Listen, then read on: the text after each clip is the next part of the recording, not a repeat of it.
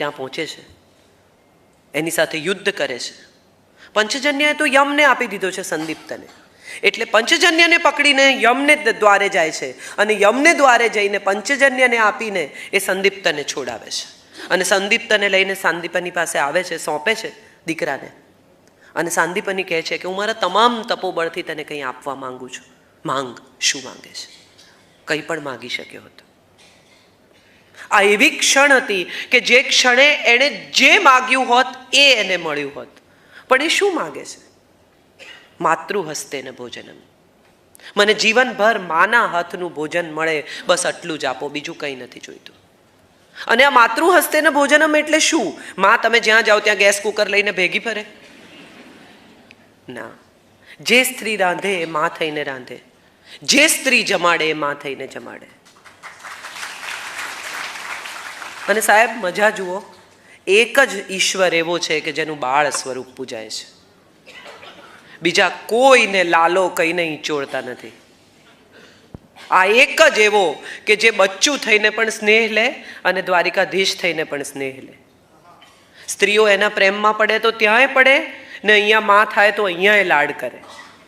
અમારે તો વૈષ્ણવો પુષ્ટિમાર્ગની જ્યાં જ્યાં કથાઓ થાય ને સાંભળીએ, હમણાં બ્રજરાજકુમારજી સાથે પણ એક બે વાર મળવાનું થયું. બહુ ઇન્ટરેસ્ટિંગ વાતો પુષ્ટિમાર્ગમાં આપણને મળે. અને ત્યારે સમજાય કે પુષ્ટિ તો એટલા માટે બાળકને પૂજે છે કે પુષ્ટિમાં કશું પણ માગવાની મનાઈ છે. એટલે બાળક પાસે તો માગી જ ન શકાય, એને તો આપવું પડે. તમારે એને રમાડવો પડે, હસાવવો પડે, એને મજા કરાવવી પડે, એને માટે રમકડા મૂકવા પડે, એને માટે જાત જાતના ભોજન બનાવવા પડે, એને મનુહાર કરવો પડે, એને વહાલ કરવું પડે. તો એને ત્યાંથી શરૂ કરીને એક એવી જર્ની કે જ્યાં દ્વારકાધીશ છે, તું માગ, તું જે માગે આપ. ક્યાંક શામળાજી છે, ક્યાંક ડાકોર છે, ક્યાંક જગન્નાથ છે, કેટલા સ્વરૂપ. અને આ બધા સ્વરૂપ, ક્યાંક વિઠ્ઠલ છે અને આ બધા કૃષ્ણના છે. આટલા સ્વરૂપ બીજા કોઈ દેવના પૂજાયા નથી. એનું કારણ એ છે કે જેને જેવો ગમે ને એવો થવા એ તૈયાર છે. તમને નાનો ગમે છે, ઓકે ચલો નાનો રાખો. તમને હેન્ડસમ યોગેશ્વર ગમે છે, ઇન્ટેલેક્ચ્યુઅલ, એની સાથે વાત થઈ શકે, ઓકે એવો રાખો, એમાં શું વાંધો? જેને જેવો ગમે એવો થઈ શકે માટે લોકો એને આટલો ચાહે છે. માતૃહસ્તેન ભોજનમ એ એનું પહેલું વરદાન છે. ખાંડવ વનનું દહન થાય છે ખાંડવ પ્રસ્થ બનાવવા માટે. તક્ષકને જીવતો છોડી દેવાય છે. તક્ષક પૂછે છે, માંગ, કંઈ આપું તને. મારા જીવના બદલામાં તું જે માગે તે આપવા તૈયાર છું. અને ત્યારે કૃષ્ણ માગે છે, પ્રીતિ પાર્થેને શાશ્વતે. પાર્થ સાથેની પ્રીતિ શાશ્વત રહે. આ પાર્થ એટલે કોણ? અર્જુન, પૃથાનો પુત્ર, માણસ જાત, માનવ માત્ર. માણસ સાથેનો પ્રેમ મારો અખંડ રહે એવું વરદાન આપો. અને માટે કદાચ આ બે વરદાન આજે પણ સાચા છે. માણસ માત્ર કૃષ્ણને ચાહે. હમણાં અંદર જ કહ્યું, કોની સાથે હું વાત કરતી હતી અને ત્યારે મને કહ્યું કે કૃષ્ણ છે જ એવો કે લોકોને એટલો ભાવ આવે. અને ત્યારે મને સમજાય છે કે આ જે કોઈ આવ્યા છે એ કૃષ્ણ માટે આવ્યા છે, કાજલ ઓઝા વૈદ માટે નથી આવ્યા. તમે સૌ એક એવા માણસના પ્રેમમાં અહીંયા ખેંચાઈ આવ્યા છો કે જે માણસના પ્રેમમાં હું પણ છું. એક બહુ સરસ ફિલ્મ અંગ્રેજી જોયેલી, એમાં એક જ પતિ પત્ની વચ્ચે યુદ્ધ થાય છે, ઝઘડો થાય છે, આર્ગ્યુમેન્ટ થાય છે અને બે જણા છૂટા પડવાનું નક્કી કરે છે. ત્યારે પતિ એને પૂછે છે કે પણ આપણી વચ્ચે પ્રોબ્લેમ શું છે? અને ત્યારે પત્ની કહે છે કે આપણી વચ્ચે એક જ પ્રોબ્લેમ છે, આપણે બંને એક જ વ્યક્તિને ચાહીએ છીએ, હું પણ તને ને તું પણ તને. એકબીજાને ચાહતા હોત ને તો આ સમસ્યા ના થઈ હોત. સો આ વાત બહુ ઇન્ટરેસ્ટિંગ છે કૃષ્ણ વિશે કે સૌને ચાહે છે. એને ત્યાં કોઈનો અસ્વીકાર નથી. કુબ્જા આવે છે અને ચંદન લઈને આવે છે, કૃષ્ણને ચંદનનો લેપ કરે છે અને કહે છે કે આખી જિંદગી મેં એક જ વસ્તુ ઝંખી છે, તમે મારા પ્રાસાદે પધારો, મારી સાથે રંગ માણો. અને કૃષ્ણ કહે છે કે આવીશ. તો કે એટલું નહીં, મુખ્ય રસ્તા પરથી 7 ઘોડાનો રથ લઈને આવવાનું, પાછલા દરવાજેથી એવી રીતે ચોરી છુપીથી નહીં. એક્સેપ્ટ મી. પબ્લિકલી મુખ્ય રસ્તા પરથી આવો મથુરાના, અને મારે ત્યાં આવો, અને લોકો જાણે કે તમે મારે ત્યાં આવ્યા છો. ઉદ્ધવને લઈને જાય છે. ઉદ્ધવ મનોમન કહે છે કે આનામાં કોઈ જાતના દડા નથી. આ બાઈને ત્યાં આવી રીતે જવાય? લોકો શું કે? આજે આ ઉગ્રસેનને એણે રાજગાદીએ બેસાડ્યો, અત્યારે યાદવો એને ભાગ્ય વિધાતા માને છે, અને આ માણસ તો જો બસ આટલું નાનકડા વિજયમાં આટલો એનો મદ આવી ગયો કે આ બધું લફરાબાજી ચાલુ કરી દીધી. કુબ્જાને ત્યાં પહોંચે છે, રાત્રિ વિતાવે છે. બહાર નીકળે છે ત્યારે કુબ્જા સુંદર તો થઈ જ ગઈ છે, પણ આ સુંદર એ બહુ ઇન્ટરેસ્ટિંગ મેટામોર્ફોસિસ છે. કુબ્જા પગે લાગીને કહે છે કે મને ખબર નથી મેં તમારી પાસે શું માગ્યું, પણ મેં જે માગ્યું ને એ તમે મને આપ્યું. તમે મને સુંદર કરી, માત્ર શરીરથી નહીં, મનથી પણ. જિંદગીમાં હું ફરી ક્યારેય કોઈની પાસે કંઈ માગી ન શકું એવી સ્થિતિમાં મૂકી દીધી મને. અને અહીં હું માનું છું કૃષ્ણ છે, અહીં હું માનું છું કૃષ્ણ કથા છે. 3 સ્ત્રીઓ, એક દ્રૌપદી, એક રાધા, એક રૂકમણી. સત્યભામાનો પણ આમાં ઉલ્લેખ છે, પણ મને લાગે છે કે પત્ની અથવા સહધર્મચારિણી તો રૂકમણી વોરિયર પ્રિન્સેસ છે. અને તમે વિચારો કે કયા સમયમાં એના તો વિવાહ થયા છે ચેદીના શિશુપાલ સાથે. આજે પણ જ્યાં આપણા પીએમને તકલીફ પડે છે એ નેક્સસ છે. આ મગધ, ચેદી, વિદર્ભ, આ એક એવી જગ્યા છે કે જ્યાં ભલભલા અટવાઈ જાય. દબંગ સમયની વાત છે આ. અને ત્યારે તો શું હશે ભગવાનને ખબર. એ નેક્સસમાં આ છોકરી છે જેના વિવાહ થયા છે ચેદીના શિશુપાલ સાથે. શિશુપાલ કૃષ્ણના કઝિન છે. પત્ર લખે છે કૃષ્ણને સદેવ નામના બ્રાહ્મણ સાથે. એમ કહેવામાં આવે છે કે આ જગતનો પહેલો પ્રેમપત્ર છે. અને લખે છે કે તમે જો આવીને મને નહીં લઈ જાઓ તો હું આપઘાત કરીશ, અને આપઘાત કરીશ તો તમારા માથે સ્ત્રી હત્યાનું પાપ. કૃષ્ણની જગ્યાએ કોઈ પણ હોત ને તો એમ કહેત કે ચલ તારું કામ કર, મારી પાસે ટાઈમ નથી આવો. પણ એ જાય છે લેવા. ભાઈ સાથે આર્ગ્યુમેન્ટ થાય છે. બલરામ કહે છે કે આ તો કોઈની વાગદત્તા છે, એમ ઉઠાવી થોડી લેવાય. કોઈની સાથે નક્કી થયા છે એના લગ્ન, એમ થોડી કોઈને બી ઉપાડી લેવાય આપણાથી.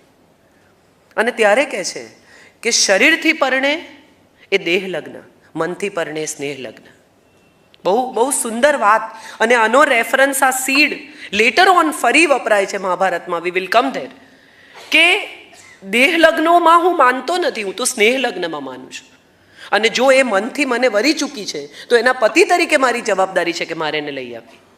રૂકમણીનું હરણ કરે છે, ગૌરી મંદિરે પૂજા કરવા ગઈ છે, ત્યાંથી લઈ આવે છે. યુદ્ધ થાય છે, રાજાઓ સામે આવે છે, અને એટલું બધું અદ્ભુત વર્ણન છે. રથ આવે છે, ધૂળ છે, ભયાનક. કૃષ્ણને જોઈ નથી શકતી. આ હું માનું છું કે લેખકની મજા છે. જેણે પણ, એ વેદવ્યાસ હોય, એ કથાકાર હોય, એ રમેશભાઈ હોય, એ પાંડુરંગ શાસ્ત્રી હોય, મને નથી ખબર આ કોની કલ્પના છે, પણ કેટલી અદ્ભુત કલ્પના છે કે કૃષ્ણને જોઈ નથી શકતી. ધૂળમાંથી એક હાથ આવે છે રથમાં, અને એ હાથ પર રૂકમણી પોતાનો હાથ મૂકે છે, ને કૃષ્ણ આખી છોકરીને ચાલુ રથમાં ઉપર લઈ લે છે. 20-22 વર્ષની છોકરીનું વજન તો હશે ને, કેવા બાવડા હશે કે એક હાથે એક છોકરીને ચાલુ રથમાં લઈ લે. અને ત્યારે મને એવું સમજાય છે કે કૃષ્ણને જોવાય નહીં, એનો હાથ દેખાય તો પકડી લેવાય. હું માત્ર આટલું જ સમજી છું. એ કેવો છે, રૂપાળો છે કે નહીં, દેખાવડો છે કે નહીં, એનો હાથ જો તમને દેખાય તો એક ક્ષણ પણ વિચાર્યા વિના પકડી લેવાનો, બાકી તમારું વજન ઉંચકી લેશે. એને આવડે છે. He knows. એના પર એક પણ વાર ભરોસો નહીં કરવાની ભૂલ ન કરવી. એ નરસિંહ હોય તો પણ, એ મીરા હોય તો પણ, એ સૂરદાસ હોય તો પણ, એ રસખાન હોય તો પણ. પઠાણ રોજ જંગલમાં જાય છે અને એને એક નાનો છોકરો મળે છે જે માખણ ખાય છે, એની સાથે રમે છે, એ મોરપીંછ પહેરે છે. રસખાન સુંદર કવિતાઓ કરે છે, પાછા આવે છે, લોકોને કહે છે તો કે આવો મને એક છોકરો મળે છે જે મારી સાથે રોજ રમે છે, કવિતાઓ કરે છે. મજા કરે છે, માખણ ખાય છે, રોજ મારે માટે માખણ લઈને આવે છે, મોરપીંછ પહેરે છે. કરે આ તો કૃષ્ણ છે, તને દર્શન થયા, ચાલ અમને પણ કરાવો. રસખાન લઈને જાય છે ત્યારે ત્યાં મોરપીંછ છે અને માખણની મટુકી છે, કૃષ્ણ નથી. એટલે જ્યારે જ્યારે એમ લાગે કે આ સાક્ષાત્કાર છે, આ કૃષ્ણ છે, આ અનુભૂતિ છે, તો ભીતર રાખવી. દરેકને મળવાનું એ નથી નક્કી કરતો. એટલે જો આપણને મળ્યો તો એણે આપણને શોધ્યા હશે, આપણે એને શોધી શકીએ એમ નથી.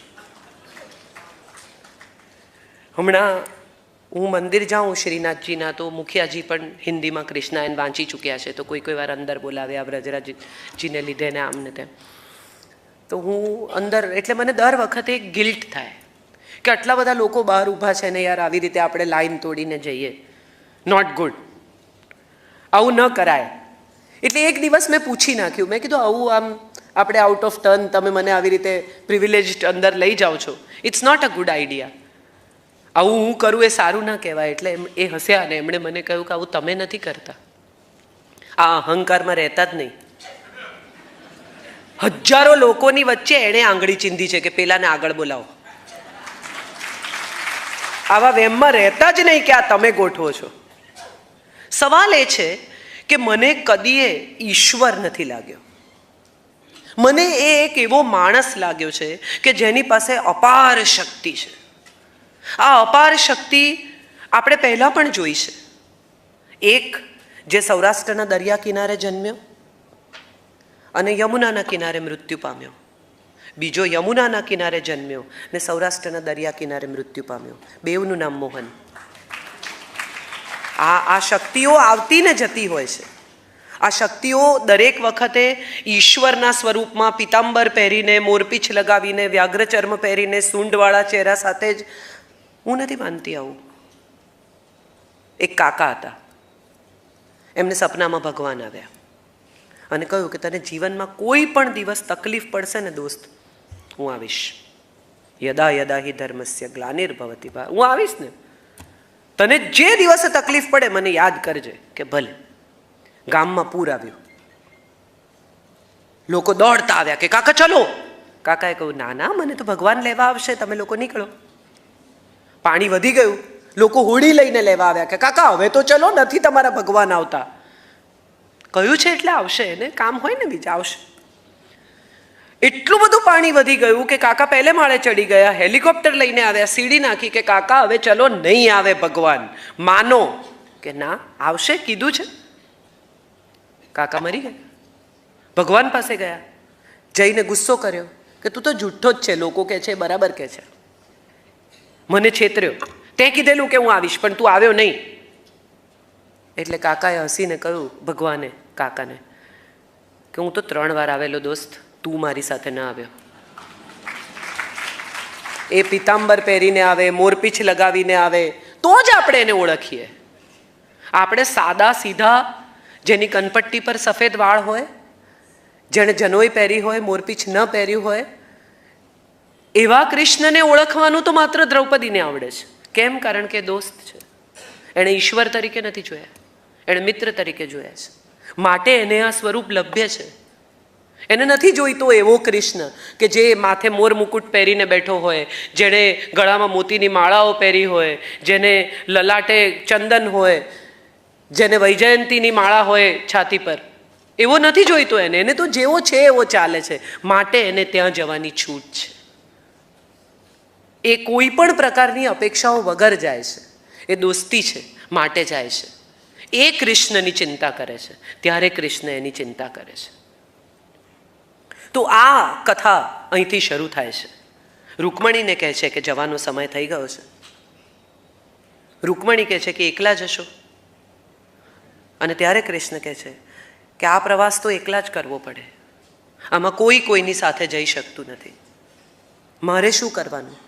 કે તમારો પણ સમય આવશે. યાદવોને લઈને નીકળે છે, યાદવા સ્થળી થાય છે, એકલા બેઠા છે ભાલકા તીર્થમાં. આપ ગયા હો તો આપે મૂર્તિ જોઈ હશે.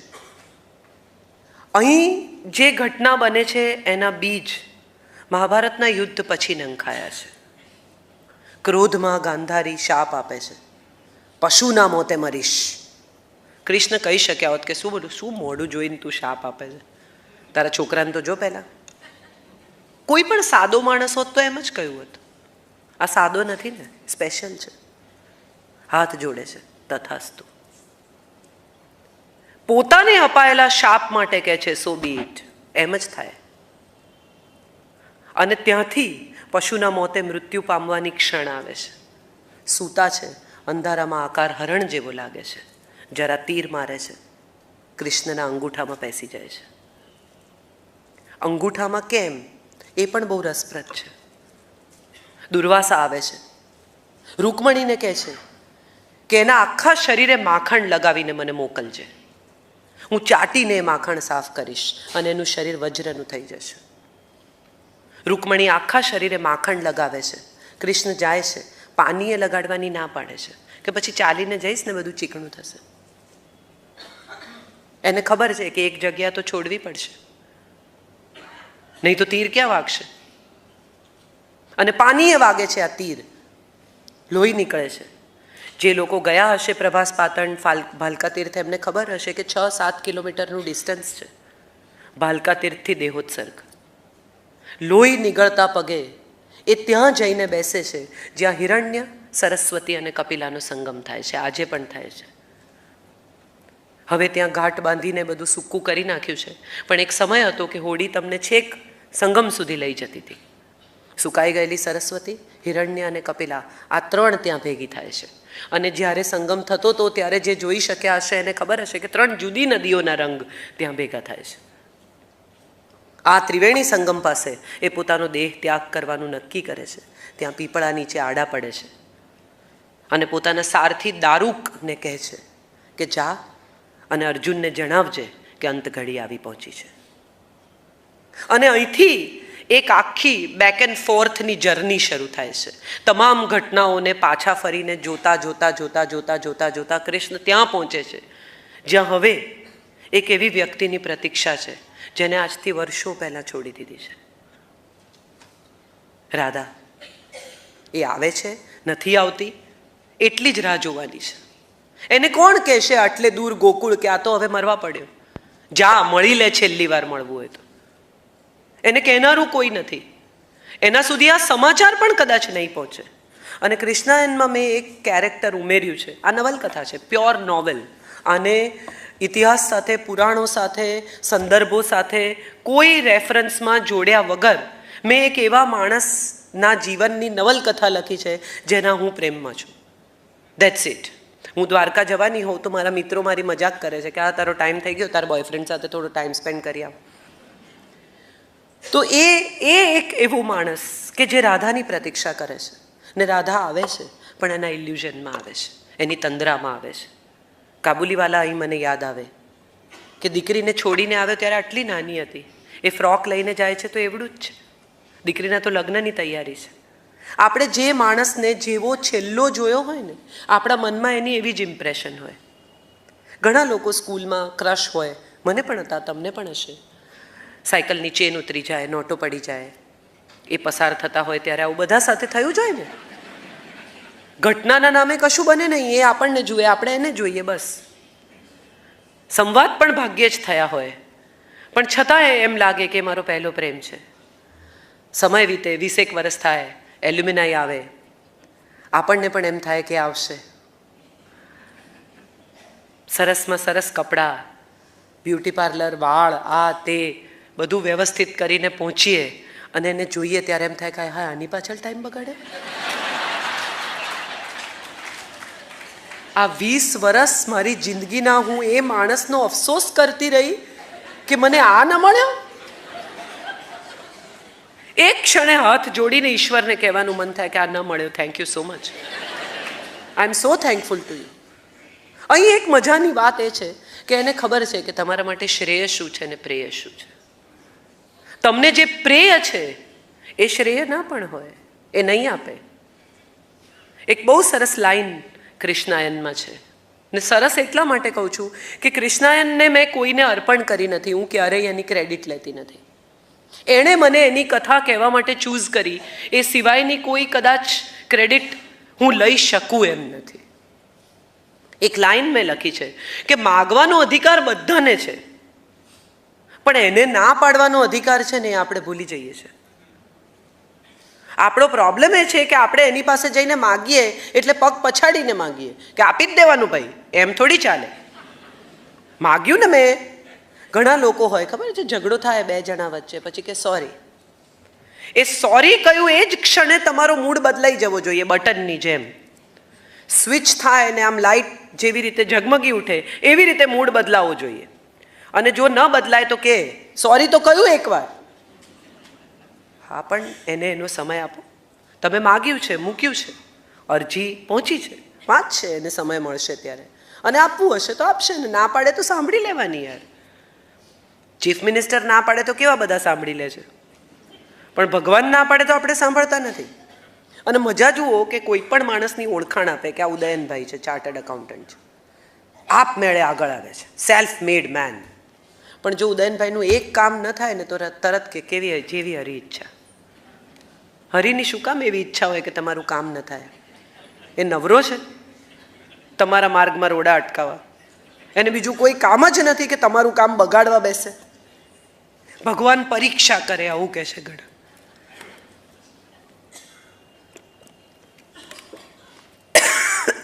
સોરી, શું છે આ પરીક્ષા? કેટલા બધા લોકો એમ કે ભગવાન પરીક્ષા કરે. શું કામ કરે?